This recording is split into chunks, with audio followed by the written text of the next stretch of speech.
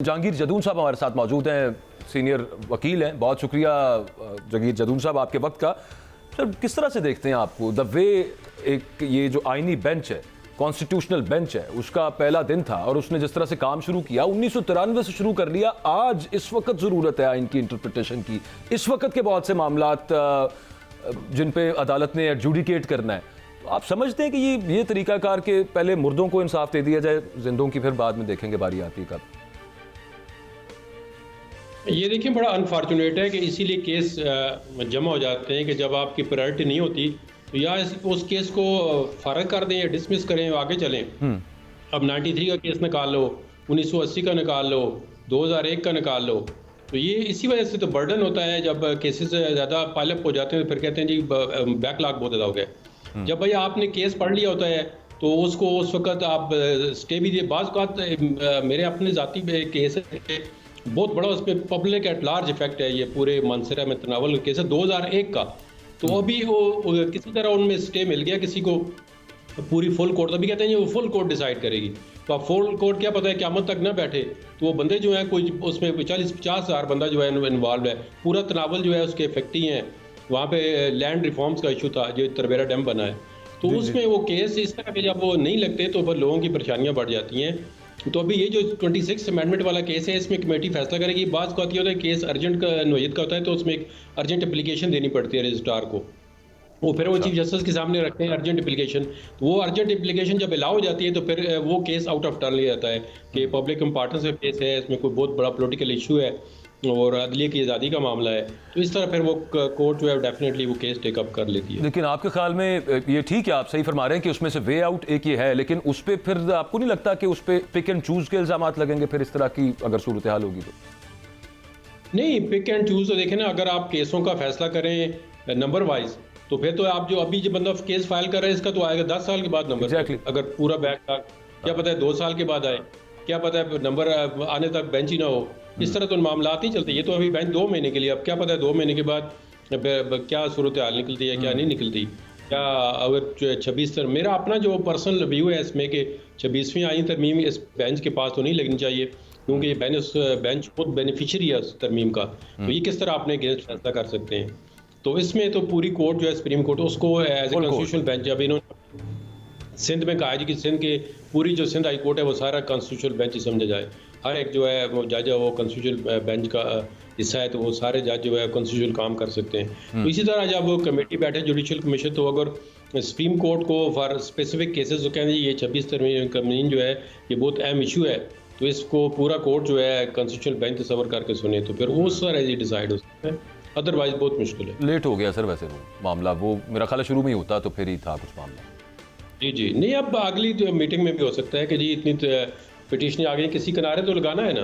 तमाम बार कौंसलें आ गई हैं और बड़े इंपॉर्टेंट इशू है, बर्निंग इशू है। सारी जो है ना चीज़ें ऑपरेट हो रही हैं, तो उसका पता चले कि ये तरमीम सस्टेन कर सकती है नहीं कर सकती, फंडामेंटल राइट के। जज साहिबान उस वक्त भी कर सकते थे जब ये हुआ था, ताज़ा मामला। मैं सिर्फ इतनी अर्ज कर रहा था। नहीं, आपका मतलब है ताज़ा हवा का खुशगवार झोंका इस्लामाबाद से आ रहा है। अब ये तो मुझे नहीं पता, ताज़ा हवा अल्लाह करे स्मोक खत्म हो जाए। ताज़ा हवा ऐसी है बारिश के साथ के जितने भी मौसमी अमराज हैं ये ख़त्म हो जाए। अच्छा, एक लास्ट क्वेश्चन जहांगीर जदून साहब, पीपल्स पार्टी ने, बिलावल साहब ने जो कहा कि मेरे से वादे किए गए थे पूरे नहीं हुए, फिर उस पर तमाम ये लेजिस्लेशन तो हो गई, उसके बाद अभी तक उनमें डिले है। अभी हम जो उसके हवाले से जो खबर है वो ये है कि सिंध से ये कहा गया कि ख़ासतौर पर इंटीरियर सिंध से आप जजेस लें, और कोई इस तरह का तासुर मिल रहा है कि कोटा होना चाहिए जजेस में भी, यानी कि अगर पंजाब से इतने आए तो इतने केपी से आए, इतने वहाँ से, जिस तरह से बाकी जिस तरह ब्यूरोक्रेसी में है। आप समझते हैं कि ये कोई साहिब मशवरा है या ये एक समझदाराना अप्रोच रहेगी जजेस की अपॉइंटमेंट के हवाले से फ्यूचर में कि कोटा मुकर्रर हो जाए सुप्रीम कोर्ट में, कहाँ से कितने जज आएंगे? देखें, ये तो अभी जिस तरह हमें तो नहीं पता उन्होंने क्या एग्रीमेंट किया, एग्रीमेंट की तो हमारे पास टर्म्स एंड कंडीशन नहीं है। जो पार्टियां ड्राइंग रूम के अंदर एक दूसरे के साथ एग्रीमेंट करती हैं, ना आपको पता है ना मुझे पता है। ये तो उन्होंने बयान दे दिया, हमें क्या पता है कौन सा एग्रीमेंट आपके साथ किस टर्म्स एंड कंडीशन पे किया है। सामने लाए ना भुट्टो, अपना बिलावल भुट्टो साहब कि जी ये वाला एग्रीमेंट था, तो फिर आज आप भी मैं भी। लेकिन हाइपोथेटिकली जदून साहब अगर ये मामला हो, नहीं देखिए, ये हाइपोथेटिकली नहीं है, ये एम्प्लायर के एम्प्लॉयर जब तक इनको पुरानी तनख्वाह पे रखेंगे वो चलते रहेंगे। ये वैसे MQM भी आपको बताएं, जब गवर्नमेंट होती है तो एक दिन कहते हैं हम छोड़ रहे हैं, फिर कहते हैं कल छोड़ेंगे, फिर परसों छोड़ेंगे, फिर उसी तनख्वाह पे काम करते हैं। तो फिलहाल मेरे ख्याल में पीपल्स पार्टी भी उसी तनख्वाह पे काम करती रहेगी। ठीक, मतलब फिलहाल इसी तरह पे सब काम करेंगे, ये आपने फैसला कर दिया? मैंने फैसला नहीं किया, जिन्होंने करना है उन्होंने किया हुआ है अभी तक। ठीक है, बहुत शुक्रिया, thank you very much. Jahangir Jadoon साहब हमारे साथ मौजूद थे, आपने अपना कीमती वक्त दिया। हमारे साथ अब काशिफुद्दीन सैयद साहब मौजूद हैं, GNN के ब्यूरो चीफ हैं पेशावर से। बहुत शुक्रिया काशिफ भाई। क्या तैयारियां क्या है वहाँ पे पाकिस्तान तहरीक इंसाफ की? वो कमेटी का कुछ सुना था, ऐलान किया गया, जो डिसाइड करेगी कि कब कहाँ पे कैसे एहतजाज करना है, उस कमेटी में कौन है, खबरें क्या हैं? जो हाई पावर्ड मीटिंग हुई है पेशावर में, उससे क्या हमारे पास लेटेस्ट न्यूज़ है? बिल्कुल बाजवा साहब, शुक्रिया। कमेटी है, उस कमेटी के नाम तो अभी तक खुफिया रखते जा रहे हैं। अच्छा। लेकिन इस वक्त जारी है, इस वक्त जबकि हम ये गुफ्तगू कर रहे हैं तो ये मीटिंग इस वक्त जारी है और इसमें मरकजी रहनुमा भी है और खुसूसी तौर पर इस मीटिंग में पंजाब के चारों रीजन से ताल्लुक रखने वाले अहम रहनुमा है और उनसे एक विजिट के साथ मुलाकात का प्रोग्राम था। लेकिन इस वक्त पेशावर में बारिश भी हो रही है और मौसम भी उलट हो गया है, ठंड है, तो अब उसके साथ मुलाकात में एक ही मीटिंग होगी।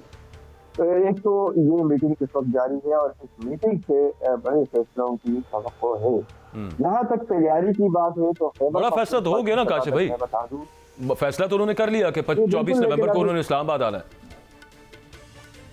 ये बिल्कुल डू और डाई वाला फैसला तो हो गया है, लेकिन ये जो मीटिंग है ना, इसमें अब तैयारियों के हवाले से बिलखुसूस पंजाब को कुछ जिम्मेदारियां दी जा रही है, क्योंकि अब तक जितने एहतजाज हुए हैं वो सारा बोझ खेती पर, पख्तूनख्वा पर डाला गया था। अब पंजाब पर भी कुछ बोझ डालने की कोशिश की जा रही है और हमें वादा किया जा रहा है कि वो भी बड़ी तादाद में निकले, और जब तक पंजाब से लोग नहीं निकलेंगे तो एहतजाज कामयाब नहीं हो सकता। खैबर पख्तूनख्वा के हवाले से तैयारियां ये है कि हर सूबाई असम्बली के हल्के को 1000 अफराद लाने का कार्य किया गया है हर MPA से। हर सूबाई असम्बली के हल्के से 1000 अरकान हो।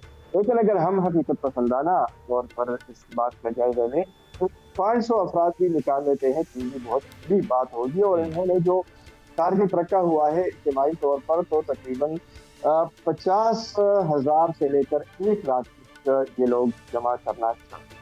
इसके साथ साथ एक और अहम बात जो वो ये भी है, जो यूथ है तहरीक इंसाफ के जो यूथ है उनको भी और जो ISF के अरकान है उनको भी 5,000 नौजवान को उन्होंने देने हैं। 5,000 काशिफ भाई ये बताइएगा, यूथ की जानिब से हो। ठीक, बिल्कुल ठीक है। ये बताइएगा, ये कमेटी का इमरान खान साहब की वो बानी तहरीक इंसाफ की हमने ट्वीट देखी, उसमें था कि जनाब वो कमेटी बन जाएगी। आपने भी बताया कि नाम अभी तक सामने नहीं आया, कमेटी वैसे बन गई भी, और ये खुफिया रखने का क्या मामला है? क्यों कमेटी मेंबर्स के नाम खुफिया?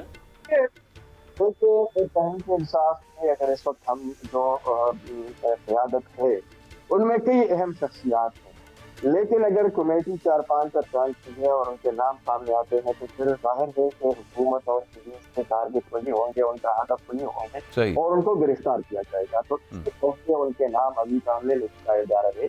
लेकिन जो काशिफ भाई एक छोटा सा सवाल, टाइम की कमी है, एक छोटा सा सवाल आपसे ये है, सीधा सवाल ये है आपसे कि इस दफा आप कह रहे हैं बड़ी तादाद में KPK से अफराद आ रहे हैं, मुझे ये बताएं सरकारी मुलाजम भी आ रहे हैं या कि अवाम का जम्बे गफीर आ रहा है? और दूसरा साथ ये बता दें कि पेशावर में अगर कोई मीटिंग होती है KPK में होती है तो उसकी क़यादत को बुशरा बीबी भी कर रही हैं। ये 2 बातें हैं काइंडली। आपकी दूसरी बात है, इसका जवाब मैं पहले दे दूं कि बुशरा बीबी के हवाले से अभी तक जो हमारी बात है वो ये है कि वो जो टॉप लीडरशिप है 5 अरकान जिनमें KPK वज़ीरवाला साहब की और पार्टी के चेयरमैन भी हैं, उनके अलावा वो अभी तक किसी से नहीं हुई, बस उनके साथ मुलाकातें होती। तो जो फैसले होते हैं अगर उन पर वो असरअंदाज होती भी है तो इन 5 अफराद के जरिए वो असरअंदाज होगी और उसी के जरिए जो है मैसेज भी वो आगे कन्वे करते। बिल्कुल ठीक है, thank you very much Kashif भाई, thank you very much for the want of time, I have to move forward. बहुत शुक्रिया आपके वक्त का। तहरीक इंसाफ का तो प्लान यही है अभी तक, मतलब देर स्टिकिंग टू इट कि वो इस्लामाबाद की तरफ उन्होंने रुख करना है 24 को। यार बाजवा साहब आपकी बातें सारी ठीक है, दो बातें हैं। पहली बात तो यह है कि इमरान खान की बार बार कॉल देने से अवाम थक गई है यार। लोग मार खा खा के कितनी की मार खाई है यार, मतलब कि एक्सट्रीम है। और उसके मुतबादिल के तौर पर जो बड़ी क़यादत है वो जो है वो गाड़ियों में आए और आके बह के आनियां जानियां करे और चली जाए।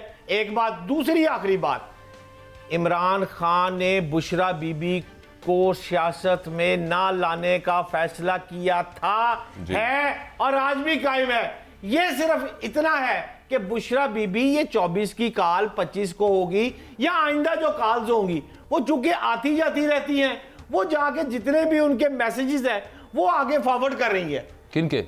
इमरान खान साहब के। मैसेज कहां से?